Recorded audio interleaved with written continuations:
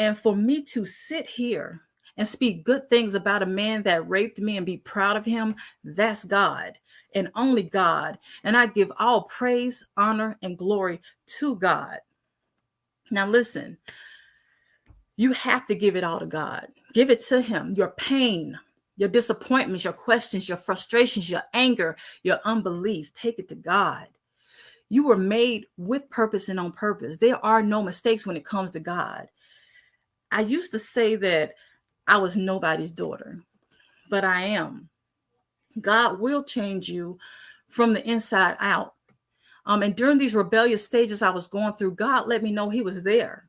I just ignored him, but he was there, always trying to get my attention, always walking with me, protecting me. He restores. He is a God of mercy, because I should have been gone or out of my mind, lost on drugs, but God kept me. How dare I try to take my own life when Jesus laid down his life to make sure that I had one? I don't look like what I've been through. And matter no matter what, God is good.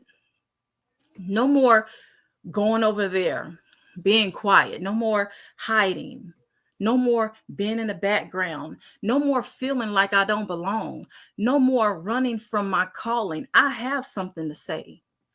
Philippians 4:13 says, I can do all things through Christ who strengthens me. And as long as I live, I say yes to God because I owe him everything.